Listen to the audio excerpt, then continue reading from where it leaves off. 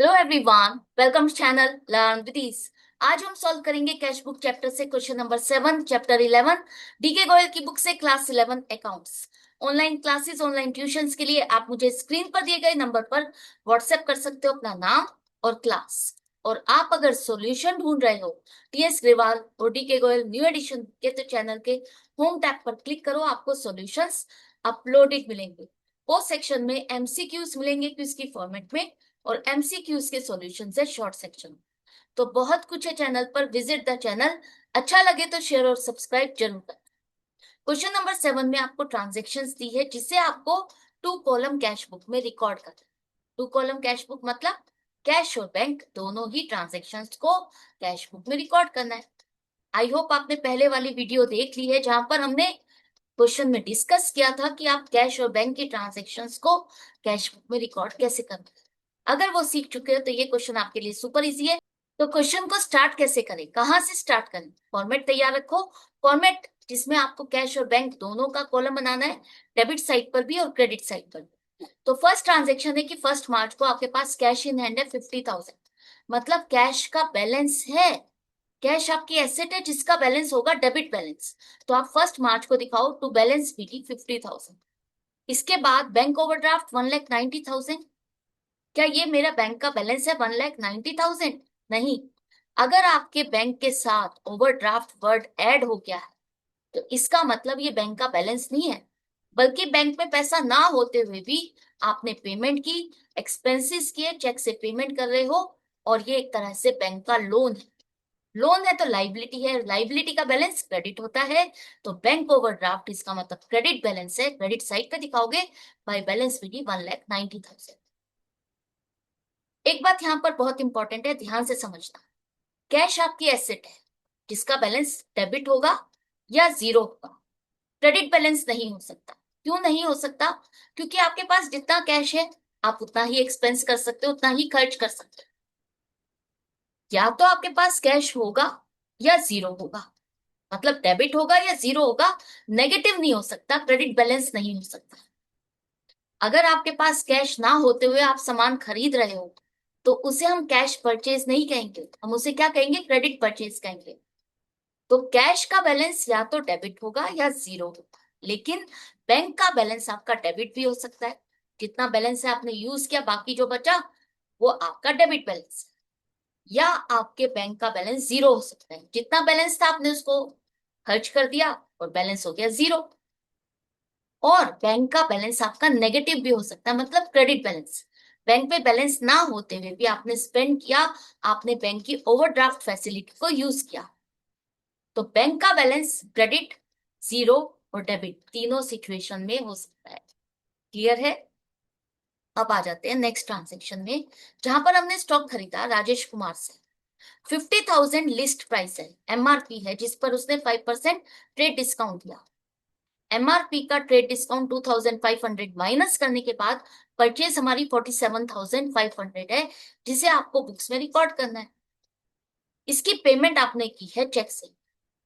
Check से payment कर रहे हो मतलब बैंक से पेमेंट हो रही है। तो बैंक अकाउंट यहाँ पर क्रेडिट हो रहा है, इसका मतलब क्रेडिट साइड पर आपको पोस्टिंग करनी है 2 मार्च को। और पर्टिकुलर्स में जो अकाउंट इसके साथ डेबिट हुआ वो हम लिखेंगे बाय परचेजेस अकाउंट 47,500। 50,000 नहीं लिखोगे। क्यों? क्योंकि जो ट्रेड डिस्काउंट है उसके बाद माइनस करने के बाद जो आपने पेमेंट की है, उसी से आप बैंक के कॉलम में रिकॉर्ड करते हैं। ट्रेड डिस्काउंट आपकी बुक्स में रिकॉर्ड नहीं। नेक्स्ट ट्रांजेक्शन में हमने सेल की, सामान को बेचा।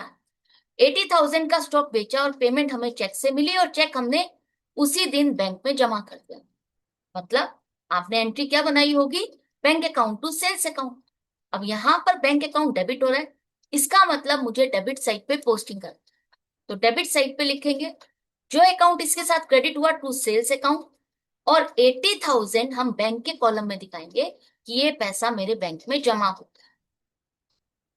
नेक्स्ट ट्रांजेक्शन में हमने सामान खरीदा, स्टॉक खरीदा, और इस बार कैश में पेमेंट करके खरीदा। तो एंट्री क्या बनाई आपने? Purchases account debit to cash account 19,800। Cash यहाँ पर क्रेडिट हो रहा है, इसका मतलब मुझे क्रेडिट साइड पे पोस्टिंग करनी है, और पर्टिकुलर्स में बाय परचेजेस अकाउंट। लेकिन आपको याद रखना है कि कैश में पेमेंट कर रहे हो, इसलिए कैश के कॉलम में लिखोगे 19,800। एक बात ध्यान रखना, जब भी आप कैश बुक डबल कॉलम की बना रहे हो जिसमें आप कैश और बैंक दोनों के ट्रांजेक्शन्स को रिकॉर्ड कर रहे हो, जनरली हम क्या मिस्टेक करते हैं कि कैश की ट्रांजेक्शन को बैंक के कॉलम में और बैंक की ट्रांजेक्शन को कैश के कॉलम में रिकॉर्ड कर देते हैं, जिससे आप सही करते हुए भी क्वेश्चन को रॉन्ग कर देते हो, आपका बैलेंस मैच नहीं करता। तो ध्यान से करना है, समझ के करना। इसके बाद नेक्स्ट ट्रांजेक्शन में हमने फर्नीचर को बेचा। फर्नीचर बेचा है 1,77,000 का, पेमेंट आपको चेक से मिली और चेक हमने बैंक में जमा कर दिया। तो क्या एंट्री बनाओगे आप? Bank account debit to furniture account. Asset आपने बेची, एसेट आपकी चली गई और ये पैसा आपके बैंक में जमा हो गया। तो बैंक मुझे देखना है डेबिट हो रहा है या क्रेडिट हो रहा है। डेबिट हो रहा है इसका मतलब मुझे डेबिट साइड पे पोस्टिंग करनी है। यहां पर पर्टिकुलर्स में टू फर्नीचर अकाउंट और बैंक के कॉलम में लिखोगे 1,77,000। नेक्स्ट ट्रांजेक्शन में सैलरी की पेमेंट की है 4,500। कैश से कर रहे हो या चेक से कर रहे हो? क्या कोई इंफॉर्मेशन है? नहीं, कोई इंफॉर्मेशन नहीं है। तो इस केस में आपको मान के चलना है कि ये कैश की पेमेंट है और कैश की पेमेंट कर रहे हो तो आपने एंट्री क्या बनाई होगी? Salary to cash account. Cash यहाँ पर क्रेडिट हो रहा है, इसका मतलब क्रेडिट साइड पे लिखोगे बाय सैलरीज अकाउंट 4,500 कैश के कॉलम। बैंक के कॉलम में लिखने की गलती मत करना। इसके बाद नेक्स्ट ट्रांजेक्शन में रघु, जिसके अकाउंट पे 2,000 रुपीज का बैलेंस स्टैंड कर रहा है, इसको हमने क्लियर किया, सेटल किया, 1,910 की पेमेंट कर दी। मतलब आपने क्या एंट्री बनाई? Raghu debit 2,000 to cash account 1,910 और बाकी 90 रुपीज आपको डिस्काउंट मिला। अब मुझे तो सिर्फ ये देखना है कि कैश या बैंक इस ट्रांजेक्शन में इन्वॉल्व हो रहा है, तो वो डेबिट हो रहा है या क्रेडिट हो रहा है। कैश यहाँ पर क्रेडिट हो रहा है, इसका मतलब मुझे क्रेडिट साइड पे पोस्टिंग करनी है। इसके साथ जो अकाउंट डेबिट हुआ वो पर्टिकुलर्स में आ जाएगा बाय रघु। और जितना मैंने पे किया मुझे सिर्फ उससे मतलब है कि पेमेंट मेरी 1,910 की है, तो वही कैश के कॉलम में आएगा। डिस्काउंट जो आपको मिला वो कैश बुक में नहीं, उसे आप जर्नल बुक में रिकॉर्ड करो। नेक्स्ट ट्रांजेक्शन में हमें कैश रिसीव हुआ वीर से। उसके अकाउंट में 15,000 रुपीज थे। 15,000 रुपीज की जगह उसने 14,780 की पेमेंट। इन फुल सेटलमेंट लिखा है, इसका मतलब बाकी 220 रुपीज आपको नहीं मिलेंगे। तो ये आपने उसका मतलब आप उसको डिस्काउंट दे रहे हो, डिस्काउंट अलाउ कर रहे हो। तो कैश यहाँ पर डेबिट हो रहा है, इसका मतलब मुझे डेबिट साइड पे पोस्टिंग कर। इसके बाद जो अकाउंट इसके साथ क्रेडिट हुआ वो पर्टिकुलर्स में आ जाएगा टू वीर। और जितना मुझे कैश मिला मुझे उससे मतलब है, उतना ही मैं कैश के कॉलम में दिखाऊंगी 14,780। वीर के अकाउंट को आपने 15,000 से क्रेडिट किया, वो यहाँ पर नहीं आएगा। आपको कैश कितना मिला बस आपको वही दिखाना। याद रहेगा, ध्यान रहेगा। कैश आपको देखना है डेबिट हो रहा है या क्रेडिट हो रहा है। डेबिट हो रहा है इसका मतलब क्रेडिट साइड पे। इसके बाद पर्टिकुलर्स में जो अकाउंट किसके साथ क्रेडिट हुआ वो आएगा। और अमाउंट क्या लिखोगे? जो अमाउंट आप रिसीव कर रहे हो 14,780। इसके बाद लाइफ इंश्योरेंस प्रीमियम की पेमेंट हो रही है चेक से। लाइफ इंश्योरेंस प्रीमियम ओनर के बिहाफ पर आप पेमेंट कर रहे हो, तो ये ओनर की ड्रॉइंग्स है। ड्रॉइंग्स की पेमेंट हो रही है तो आप क्या एंट्री बना रहे हो? Drawings to bank account. Bank यहाँ पर क्रेडिट हो रहा है, इसका मतलब क्रेडिट साइड पे लिखो बाय ड्रॉइंग्स अकाउंट, बैंक के कॉलम में 2,500। नेक्स्ट ट्रांजेक्शन में हमारे पास जितना भी कैश का बैलेंस है उसमें से 7,000 रुपीज का क्लोजिंग बैलेंस रख के बाकी सारा का सारा बैंक में जमा कर दिया। तो इसके लिए आपको पहले निकालना होगा कि बैलेंस है कितना। मतलब डेबिट साइड का टोटल करो 64,780 माइनस क्रेडिट साइड का टोटल 26,210। अब जो बैलेंस आया 38,570। इसमें से कहा है कि क्लोजिंग बैलेंस 7,000 को रखो और बाकी का जो भी एक्स्ट्रा बैलेंस है वो बैंक में जमा कर दो। 31,570 रुपीज आपने बैंक में जमा किया, तो क्या एंट्री बनाओगे? Bank to cash 31,570। अब इस ट्रांजेक्शन में बैंक और कैश दोनों ही आ रहे हैं। कैश बुक में आपको बैंक भी रिकॉर्ड करना है, कैश भी रिकॉर्ड करना है।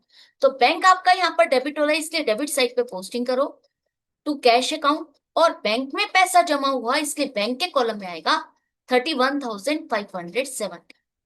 इसी तरह से कैश के लिए क्रेडिट साइड पे पोस्टिंग करोगे बाय बैंक अकाउंट, और कैश आपने जमा किया है तो इसीलिए कैश के कॉलम में लिखोगे 31,507।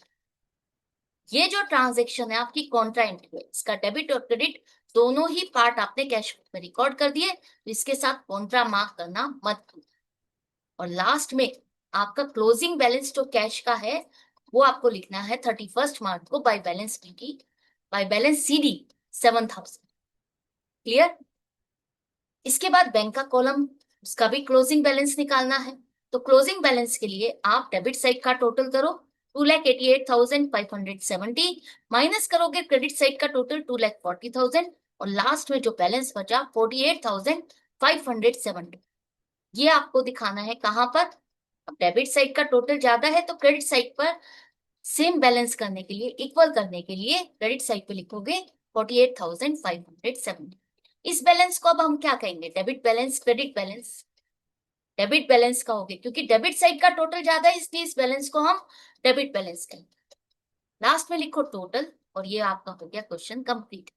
आई होप आपको समझ में आ गया। डाउट या कंफ्यूजन है तो कमेंट सेक्शन है जहां पर आप लिख करके पूछ सकते हो। और अगर आपको क्वेश्चन समझ में आए, वीडियो हेल्पफुल लगे, तो लाइक का बटन प्रेस करना मत भूलना। चैनल पर नए हो तो चैनल को सब्सक्राइब कर लो, लाइक करो, शेयर करो। मिलते हैं नेक्स्ट वीडियो में आगे के क्वेश्चन के साथ। Good bye and take care.